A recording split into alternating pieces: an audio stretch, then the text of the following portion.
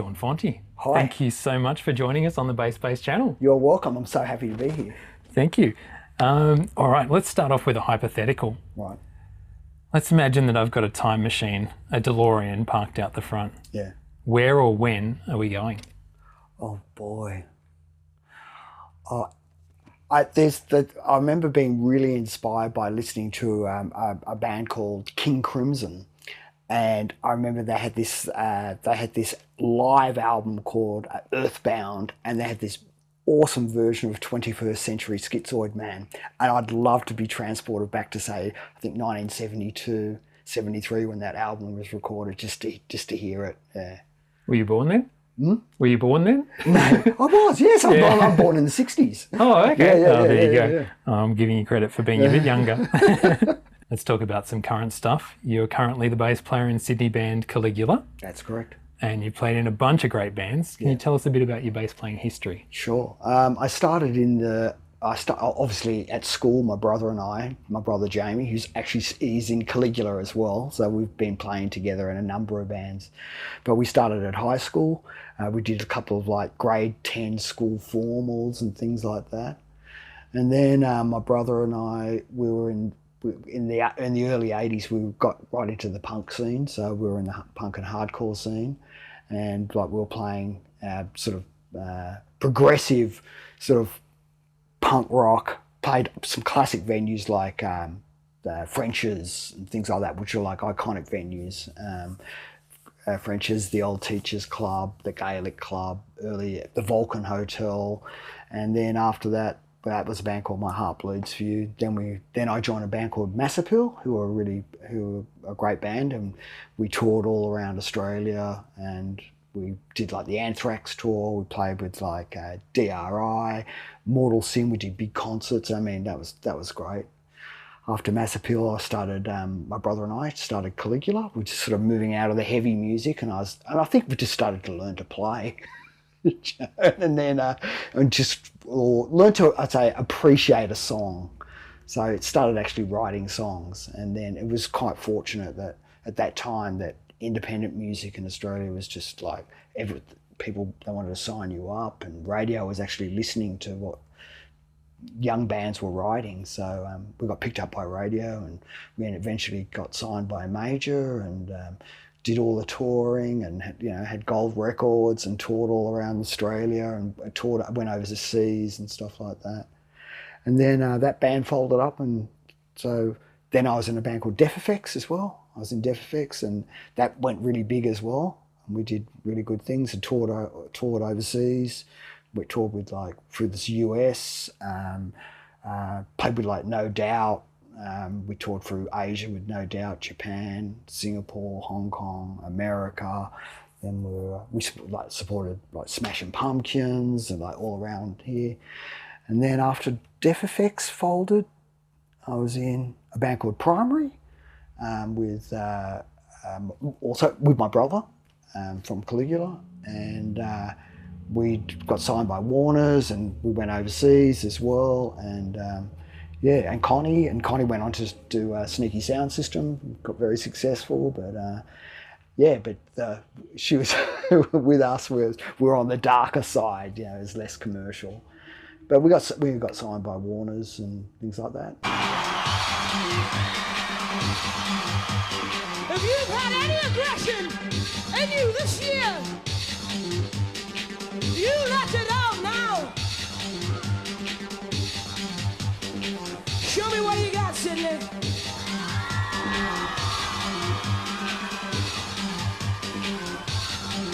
For the boys will be men,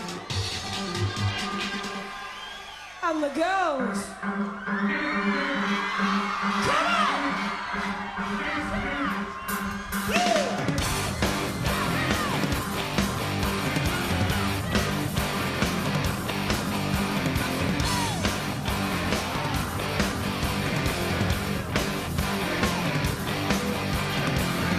On chances I turn me to go, one single man who starts the show. I'm so much older than before, but with this lack of direction,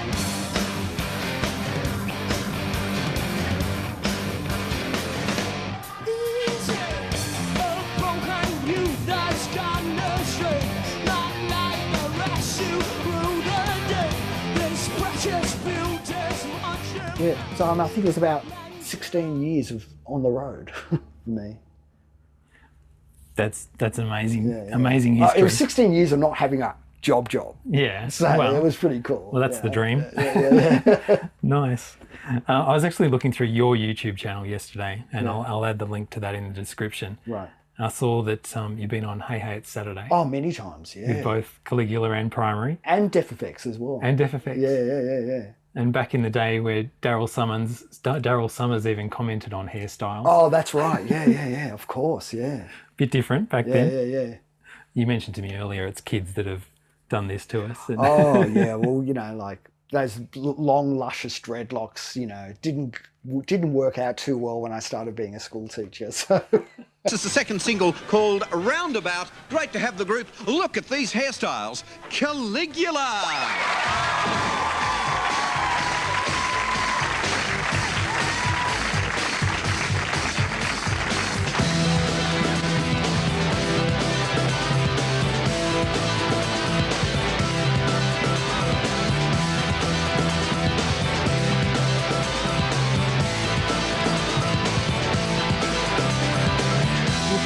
Deep into my heart, and you won't see me any other way. That on the outside, I am totally out of control. I read like hell, I read like hell, I read like hell. I read like hell, I read like hell, I read like hell. Can you remember when you first decided that you wanted to form a band? Was there some sort of catalyst? I think it was just, I think it was like going out and seeing shows and watching shows as a punter and like, wow, really getting a feel for it. And I think that was the energy of like the punk scene in Sydney. It was just like, wow, you just really felt it. And the other thing is it wasn't that hard to play. And that angst could come out in your playing. So even though you might not be very accomplished, the attitude was there, and I think it was fantastic. And then obviously over time, you actually started to learn to play, and then you got more sophisticated, and then you started listening to other things. Like I remember first listening to Stanley Clarke's School Days and just going, oh wow, dun dun dun dun dun dun dun, dun. Going, wow, this guy's great.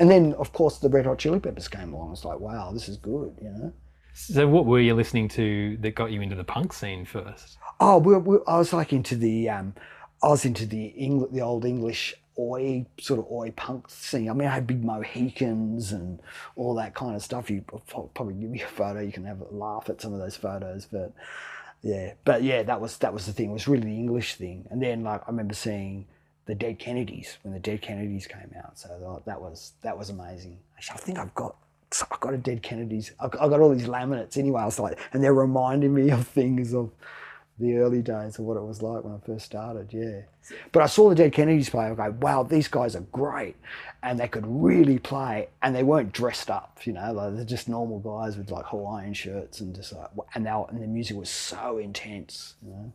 So you've made the progression from like hardcore punk to Deaf Effects, Caligula, Primary are all kind of described as this electronic rock. Well, right? Yeah, of course. I mean, because we also kind of liked early electronic stuff as well. Like I like Devo.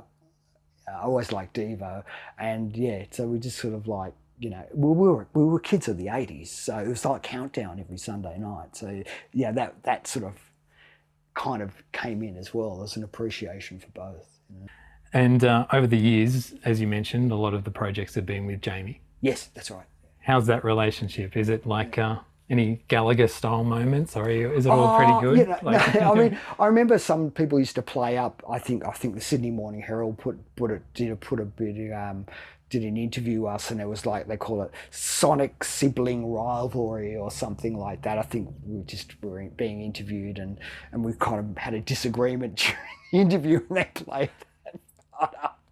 So yeah, no, it's wonderful. You know, we enjoy working with each other, and he's really good at like all production and stuff like that, and he's always been like, you know, big on that. And so, and I've always enjoyed playing live, and yeah, and I think that the clashes actually make a better type of music. You know, that pushing and pulling, that tension is what can really make the band just sound great.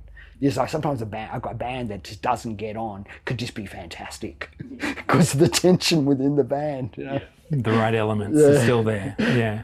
And I think I read that he's gone on and done some like movie soundtrack work and stuff like that. He did that. Yeah, he's done movie soundtracks. He's done a couple of movie soundtracks, TV stuff. With Caligula, we were both doing TV stuff because we got signed. I remember one of my Caligula song. Many of the songs got some of the stuff got like licensed. I mean, one of my songs, a song called Checkpoint, got sold for a French film, I think. And then we did some Australian films like Two Hands. We had the song on Two Hands with Brian Brown and Heath Ledger. Yeah. And who else? Black Rock as well, another Australian film. Yeah, and then Jamie kept going on and then started doing the TV stuff. And he's actually still doing that. Yeah, right. You know, and he does very well out of it. Yeah. I think it's better than being in a band. Wow. Less work. And you get a check at the end of each month. That doesn't happen in most bands. It doesn't happen in bands. Yeah. Oh, nice. So you've played some massive shows and festivals, and you were showing me some of the laminates before. Do you want to have a look through some of those and tell us what are the standouts? And I'm just having a look. I was going, that's a Big Day Out. Big Day Out. This one was a pop load itself. What was I think? There was one. Spring Loaded, so it's a good one. But I'm trying to think. Oh yeah, this one here. This is like Mortal Sin and Massappeal and Hobbs Angel of Death playing at the Enmore Theatre. I think 1989. So that was a great show. Fantastic. It was like, that was the first show I think that brought we had like Massappeal playing, so you had the punk thing, but you also then started had the metal thing. It was the big crossover. So there's bands like Death Mission, who were like more the hardcore side, and then you had Massappeal, who were more the hardcore side, and they were starting to join together. Yeah. And the band I was in previously with my brother, My Heart Bleeds For You, we were very much the same type of thing going. It's like 83,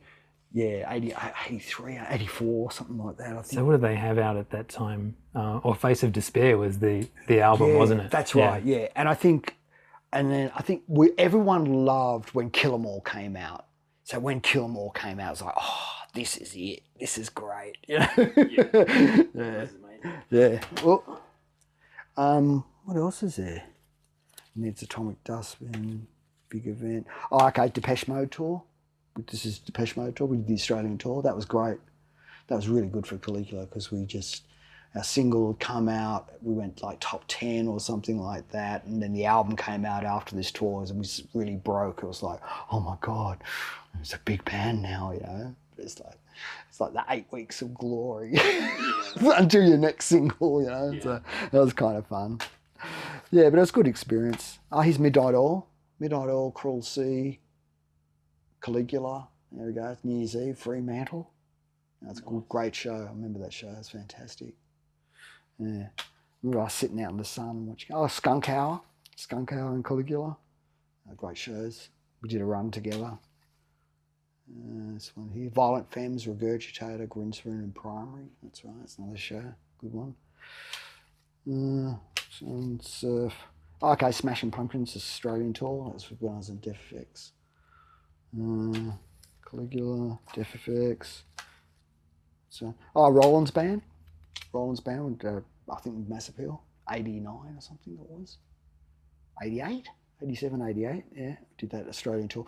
I remember driving from Sydney to Adelaide, and because they're all Americans, and we're sitting in the front here. Henry's asleep.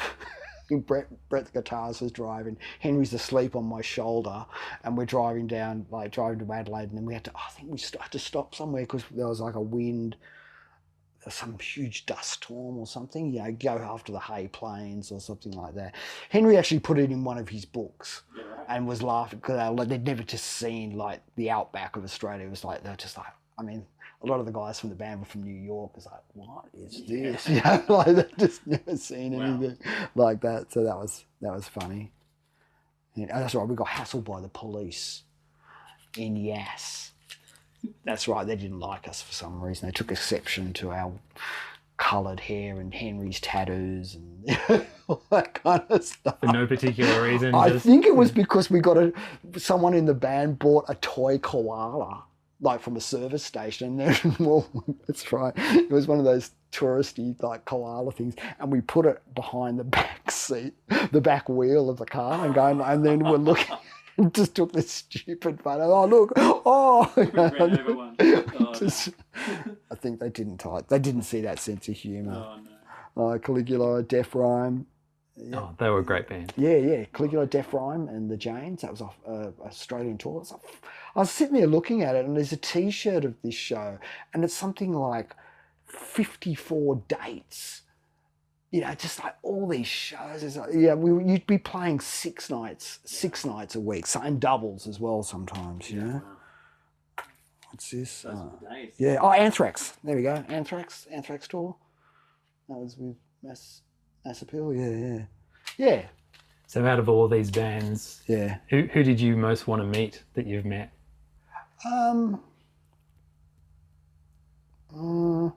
Like I spoke to you earlier. I remember when I was in Death Effects, we toured with Infectious Grooves, and I met Robert Trujillo, and this is before he was in Metallica, and who else I met? And I met Brooks Wackerman, and he was like young, and I remember Brooks Wackerman and Robert Trujillo and I were playing table tennis because I play table tennis, so. I always enjoyed playing table tennis. That's why I moved to China. I was in China for so many years because of table tennis. But that's what sort of started it. Yeah, that's pretty cool. Playing table tennis with Rob Trujillo. Yeah. That was funny. There we go. I think that is. Oh, there's Spy vs Spy. Oh, awesome. Yep. This is from our tour. Bloxy. Yep. Shout out to Bloxy. Oh, they were so nice to us. All those guys. Oh, Tism. It's a great Melbourne band called Tism. Yeah. They were really good. Did you ever find out who was behind the masks? No, but they call us up. They'd call us up, and actually one of the guys was doing an interview, and they called us up because they wanted advice on getting particular keyboard sounds or something. So they spoke to my brother, and they spoke to my brother and myself about it. Yeah, because we still love like the old keyboards, like the old Roland JPX 8Ps, the Juno 6s, the Juno 60s. Our first keyboard was an SH101 monophonic synthesizer. And I think we even had my brother also had a TB303 bassline, which actually are now worth like £3,000. Wow. And we had one. But I think when they came out, they were like $60 or something. So, Tism are famous for not revealing their identities. Oh, of course. I think a few of them are school teachers. Oh, okay. Yeah. So, there we go. There's a classic. Dead Kennedys. Yeah. Wow. Man. God, that's how I got all this stuff. Yeah. Yeah, Livid. Yeah. So there's a lot of memories there. Oh, Bon Jovi. There we go. That's a classic. Wow. That's, I remember it was like primary. It was when I was in primary. So it was primary, Grinspoon, Jimmy Barnes. The Mavises I can read on the front. Oh, you can see. Yeah, Mavises and Bon Jovi. Wow. Yeah, that was good. That was at the Rod Laver Arena, and it was good like being able to just talk to these, and they're just really normal people, it was great. Oh, there we go. Infectious Grooves. We'll talk about that. Oh, awesome. That's the tour I did. So good. Yeah. And I said to you off camera that I saw them on Friday night, and I Yeah. was just meters away from Rob Trujillo. It was so good. That's great. There we go. Oh, Rat Cat. Ah, yes, Rat Cat and Caligula. Fantastic. Oh, was that wasn't the Sharp there, was it? At the Yeah, end? the Sharp. Was the Sharp? I Yeah. remember we played with the Sharp in. Oh, it was the only the memorable thing I think about the Sharp was we had to play a gig up in Darwin. We played an open air festival in Darwin, and it was in this big valley or something like that, and it was so hot. Because Darwin's, you get out of the aeroplane and the doors open, it's just like Tropical you just heat. hit. Yeah. I had to do that once. I think I was on tour in Singapore, and I was like, at the time I was afraid because our manager said, "Oh, might cover up your dreadlocks because like they'd stop some Australian artists going in there because they didn't like males with long hair." So I had to put my dreadlocks in this big like beanie or something like that, and it's like sweltering hot. So Ash and Jamie, Yes. they both teaching at Big Music They're both teaching at Big Music, which is great. at Crow's Nest in Sydney. Yeah.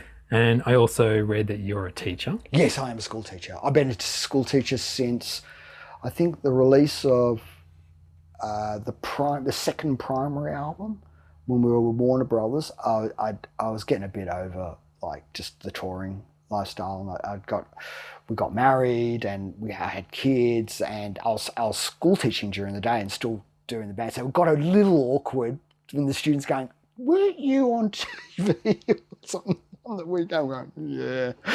They kind of found out that I was actually in a band. So, yeah, So what do you teach? I was actually a visual arts teacher, but I'm visual arts and English teacher. So I've got 3 degrees. I've got an undergraduate degree, which is in like media studies, a postgraduate degree in education, and a master's degree in linguistics and TESOL. So I taught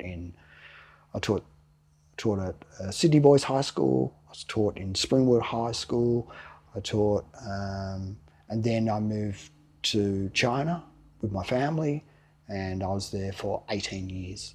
Wow. So what prompted that? Table tennis. Right, really? Well, firstly, because at Sydney Boys, I took a group of, I was in charge of table tennis, and so I took a group of the boys over to play in the Pan-Asian Games, which was like Australasian game, and we represented Australia on a junior level and got our asses kicked by the machines that are the Chinese and the Koreans and that, and we just got like humiliated. But it was a good experience. And then while I was over there, I met some American teachers, and they said, you should come over here and work. And then a year later, Griffith University asked me could I go and teach a preparation program for art students, because I taught grade 11 and 12 visual arts here at school. That's what I did. And so I taught an arts program, but the theory. Yeah, right. And then eventually I learnt to speak Chinese. So 我会说中文. 2, thanks. So is that Mandarin or Cantonese? Mandarin? Yeah, yeah. Mandarin, yeah. Oh, fantastic. Yeah, wow. Yeah. And my kids grew up like bilingual, so it's like, so they went to Chinese school. They went to Chinese schools. Yeah. Wow. What did you say? I just said I'm able to speak Chinese. 我会说中文. Have you taught bass ever? Never. Never. No. No desire to. No, not at all. No. No. And you mentioned to me now that you're kind of pretty much semi-retired or retired. Yes, I am. So what are you doing to fill your time? I'm actually renovating the house. Oh, right. Okay. I'm renovating the house, and because I taught like straight for like 20 something years, 22, 23 years. I taught, so I just want a break from it, And so allows you the time to get back into and music. to get back into it. So I just get back in, and it's fortunate that music sort of come back. I was doing some music in China, and had a band going, and I sort of got involved in some of the local music there, or just going and watching it. So it was cool. Yeah. When you were in bands, I mean, you mentioned touring eventually gets a bit much. But what were your favourite and least favourite parts? For example, the recording, touring, making video clips, dealing with record companies. I think I mean touring. I mean the driving. The driving is just like Australia's like it's a big place. It's a big place, and you drive and I think the best thing about bands is like you're a group. Do you know what I mean? So you're all together, so you can when things don't work out with your band, and you take failures as a group as rather than it being personal. And that's the best thing about groups. I mean, if you're a solo artist, very different. You'd have to develop a really thick skin. You know what I mean? Or it's like being an actor would be the same. It's like, oh, sorry, don't like your look. See ya. You got all that training, do all that hard work, and they go, don't like your nose or something like that. So music's the same type of thing. So except if you're in a group, then you have that support. And that's a great thing, and the rising up of the band, the striving for success, and just pushing yourself. That's the best thing. Once you're actually there, then it's like, okay, it's only going to go one way, and that's what happens. I'm just fortunate enough to have experienced it a number of times with them across a few. And because you're a bass player, you're kind of anonymous. It's true. Yeah. Well, that's what we're trying to change with these interviews, is putting a bit of a light on the most important people in the band. Just being a video guy, I was watching the video clip for Tears of a Clown. Yes. With all the elephants. Yes. I presume that was all green screen, but there is a shot of Ash riding an elephant. No, they were real elephants. Really? They were real. Tell me about that. Oh, we shot that in, we got, I think there's 3 elephants. We got 3 elephants we hired them from the circus. I think it was Barnum's Circus, and they came with the trainer, and Wow. And they came down, we brought them down to a park in Maroubra. I think we shot it down in Maroubra, a park near Maroubra Seals Club. Yeah, I remember that. Yeah, it was like, it was cool. And they dribble, and all this stuff comes out of there. I didn't see that in the video clip. Yeah, I know they cut that out, but they are. It's a bit gross. Yeah. But they're big, man. Yeah. But as the playback's going, they like music. So the actual elephants, when you see the elephants going like this, they're actually grooving to the music. That's good. Isn't that great? That's awesome. Yeah. For any young bass players watching this, can you describe how much work and dedication is required to achieve this sort of success? I think you just got to practice. Like, and then the other thing is learn to listen to everything else and listen to the song. Always listen to the song, and then start taking things away. Take things away in the bass. I think as the more I started to learn to play, and then I started taking away when I started listening to the song more. So I actually think my height of playing ability was earlier on, like prowess, doing gymnastics around the fretboard was around the sort of the Massappeal time, was when I was far more accomplished, but I wasn't listening to the song. I was just being a greedy bass player, just trying to make me sound what I wanted to do. It's quite indulgent, but as you go on and start writing songs, you start like, oh no, I want to listen to what the singer's doing. I'm not going to be the drummer who's doing a fill every, no. So you know what I mean? So it was like just learning to cut back and start listening to the overall thing was really, I think that's the biggest advice I'd give a young bass player. Fantastic. Yeah. All right, Sean, let's talk bass. Okay.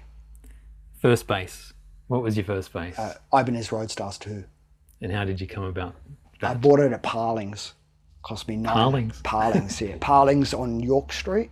I used to work at Waterfront Records. Oh, right. Yeah. I used to work at Waterfront Records. I think I was their first employee. Wow. Yeah. First full-time employee. And then... and I remember I spent $900 and I bought a brand new Ibanez Roadstar 2. I think before that I had a Washburn, which used to be my brother's. And then, because I used to play guitar, and then we swapped over. He was a better guitarist and I just went to bass. So Roadstar 2, after the Roadstar 2, I have this one, the Music That was Man. the next one. Yeah, right. I bought that with publishing money. Nice. Yeah, it was like $2,500. You know, like in $2,500 in 1990, that was a sizable amount of money. You know, it's equivalent to probably 7, 8, 9, 10, even now. yeah, I know. Yeah. And then I just went, and then he all swore I'd never go to it. But then I was in Japan in 2005, I think, or something, and went into a music store. I found an 80s precision bass.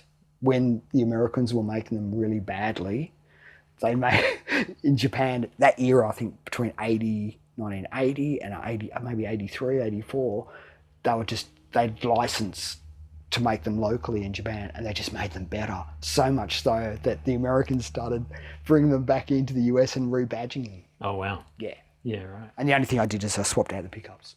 Yeah.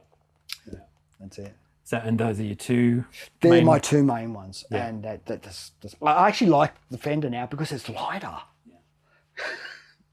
Yeah. This one here, it's heavy. My arm hurts. Yeah. But the sound is just so full. You know, on the Music Man, I love it. You know. So let's talk about sound. Can you share any advice on finding your sound for bass players? I've always really liked a roundish bottom end, and I found that the Music Man did that really, really well, and it was really good for. I kind of like to pump up the mids a little bit because I like the bite, and because the Music Man's got like a humbucker in it, and you can actually really hit down on it, and you'll get a growl in there, and then especially if you're using something like that. Yeah. My Ampeg, it's just like that's really, you know, the mids will just come out and you can just really crunch it, and it's still really warm around the bottom. Yeah. But listening to Caligula and Primary in particular, you need that round, fat bottom end. It's a real. I know everyone keeps like my son looks at me and he just goes, "Why do you hold your bass? Why are you hitting it so hard?" You know, it's like I don't know. It's because I don't really have a technique, you know, because I'm self-taught. Yeah. So I don't do that. You know, I just sort of like, I still play like an old punk rock. It's just like dong, dong, dong, dong, all downstrokes, you know. Yeah. Because that's what it is. That's what I used to do. It's like, yeah. Well, that's what that gives that sound. I know it does. Yeah. I know James Hetfield have heard him speaking about just downstrokes. Downstrokes. I mean, it's hard when you see the faces of the people struggling. Just like, but it just has something to it. I don't know. Yeah. Definitely. What makes someone a great bass player? I think performing is, because basically bass players are. It's the entertainment business. You know what I mean? And you've got to. If you look like you're enjoying yourself, and you're getting up and you're performing, and if you really believe in what you're doing. That's what I think. I think when people come out and just like, I'm just going to be the mechanics of like, I'm just doing this show. I'm just going to rely on the strength of my songs. No, you got to add something to it. I think the performance, I've always found that really important because I come from a place where it's just like, I feel it. You know, if you're coming up to say like a heavy middle eight, I'm just like, I'm angry. you know, like you really believe it. I think. If you don't, then it will come across to an audience as being fake. Yeah. And I think, you know, you look like you really enjoy it and you believe in what you're doing, and I think that sells it. Yeah. Fantastic. Who are your favourite bass players? Well, I remember seeing Robert Trujillo play, and I was absolutely amazed by his playing. I loved it because he was just coming from like a funky bass, but like a funky sound and stuff like that, and fingers, but just also really, really, really tough and sort of the metal thing as well, but doing it all with fingers. Yeah. And this is with Infectious Grooves. Oh, yeah. This was Infectious Grooves. Yeah. I thought, yeah. So, him. I remember being inspired by first listening to. I remember hearing like someone put me on to Stanley Clarke. Listening to Stanley Clarke, I thought was really good. I like some of the the 70s. I've actually learnt to appreciate the kind of Detroit type of sound as well. Like I actually back in the sort of 80s, I didn't like that, you know, but actually I kind of appreciate that now, those types of sounds. Yeah. And how about Aussie bass players? Who stands out there? I liked Dean from Skunk Hour. He's great. Kim, who plays in Mark of Cain. Fantastic player. Yeah, always has been. When they first came to Sydney in the 80s, 80, I saw them in 86, 87 or something. I remember there's a really distinctive sound. He had that Rickenbacker, and he was just overdriving it into that valve amp, and it was just like, wow, that was really powerful. Good, really powerful. And he's still the same. If you get the chance to interview him, I'll help you out. And Awesome. yeah. Who else? And then there was also a great guy from the 70s called Harry Bruce. And Harry Bruce was, like he's like the 70s. He played with Renee Gayer, and, you know, he's from that era. But he's very helpful to younger bass players, you know. And he said, "Hey, Sean, you should use this. Get this amp. Get this acoustic amp. You know, this will suit what you're doing and stuff." So he's a very good player as well. So tell us about that amp. Oh, that amp. There was a story with that amp. Anyway, it was basically an acoustic 6x12 cabinet. So it was about the size of this, and then it had the head as well with it, and I used it all through Massappeal, basically all through Massappeal and so forth. And yeah, anyway, so I lent it to some people at a party in Redfern, and it got stolen. But the thing's, someone stole the box. But then I got a call, because I used to have the habit, I'd put my license number and engrave it on the metal back plate of the amp. So they just saw my license plate number, my driver's license. Anyway, I got a phone call from the police. I'm going, "Oh yeah, we have your some big box here, black box that's very heavy in the Newtown police station. Oh, wow. Can you come and collect it?" And I'm going, "Oh, okay." So I went down there and I said, "Oh, great, I'm here to collect my amp," because I was actually about to go and start recording. And the policeman said, "Sorry, it's still being photographed for evidence, so you can't take it yet." I'm going, "Oh, great." I said, "Well, what happened to it?" He said, "We busted a guy carrying it on his shoulder up the steps of Newtown station, carrying this amp on his shoulder. Would you lift something like that on your shoulder, one-handed, on his shoulder?" And that's where they busted him and then said, "What are you doing with that?" And he obviously taken it from the party, gone to Redfern station with the box, no wheels, got on a train, gone to Newtown, gone up the stairs, and this is back when Redfern, there's no escalators. It's like you're carrying it down the stairs. Must have been on something. I got it back. Something that was enhancing his strength at that point, I think, maybe. I think so. Yeah. That's definitely the case. Wow. Yeah. Well, you got it back. I got it back. That's awesome. Isn't that funny? All right. How about songwriting? How do you approach creating and writing? Well, you write more than just bass lines. You write of course. the whole songs. In some cases, I've always co-written and written stuff with other people as well. So, do you have a process for that? How do you approach it? I always go from I like a rhythm and a feel, and then just like the chord progressions and stuff like that, and make it nice and melodic, and so that you can feel that the singer can naturally lift something. Sometimes like playing quarter notes to just bring the focus back to the singer so that they can do eighth notes or something like that. Like I'm always like into that kind of resolving of notes, and same with chords. So it's like, okay, I want to play on the ones and the threes, and then dun dun dun dun. It's naturally lifting, and then it can go to a half time or something like that. Yeah. How much difference do you find playing a nice bass versus a cheaper bass?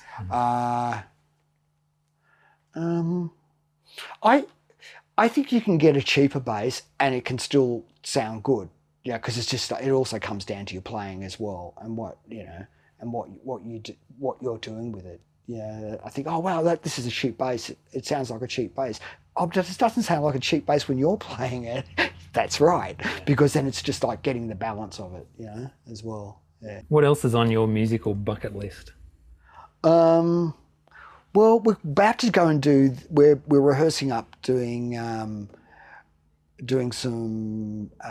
the Depeche Mode album at the moment, and it seems like we might be going to America, which I can't believe it, to go do some shows over there as Caligula. So I was like, what? We got invited to go over, so that's something that's on the cards. So we're looking forward to looking forward to doing that. So I didn't think that would happen, but here we go. That's on the cards. So. And there's new material from Caligula? Yes, there is. Which is great, and I really like it. It's kind of really good fun doing it, just playing it and stuff like that. And it's kind of like, it's just like a mixture of like of what Caligula is, and just sort of now, but kind of rational without the pressure. Do you know what I mean? You can just release things and just put it out on Spotify. It's not like, the stakes aren't like what it used to be. Yeah. Like, it was quite stressful when you're signed to a label and they put money into you and they're expecting this return all the time, you know? And it was like, it's so great not to have that anymore, that pressure. Because, that was quite draining. And you were telling me, again, off camera, about how when Caligula did break. So do you want to tell that story about Tears of a Clown and what that did for the band? Oh yeah, that was when that came out. We just because we had lots of airplay on all that, on say like the Triple J era, that Triple J and all the independents and stuff like SER, and just like and around Australia, and because as soon as it I think the radio were kind of aware of the band. But it's like, are they going to take that jump? But then as soon as you do something familiar, and that's why our producer or our co-producer said, look, why don't you try this song and try and just see how it turns out. And it turned out really well, and it was really quite easy. And then and that was what pushed the radio to sit there, yeah, okay, good. And so then you had your Triple M's and Today FM's and those stations picking up that song, which then just made us the household name. But then suddenly you're on Hey It's Saturday and doing those TV shows and things like that, and then suddenly your exposure is just like happening everywhere. And then you end up getting gold records, and then suddenly you're playing venues and it's like it's sold out, and you're playing 6 nights a week. So just takes off. That's takes amazing. Off. Yeah. Wow, fantastic. All right, so you're going to we're going to film you doing a run through of Roundabout, I think. Okay, cool. So we'll set that up. But before we do that, I'll just say thank you so much for being here. Really appreciate your time. Thank you. Lovely speaking to you, Dave, and thanks for coming out. Thank you. All right.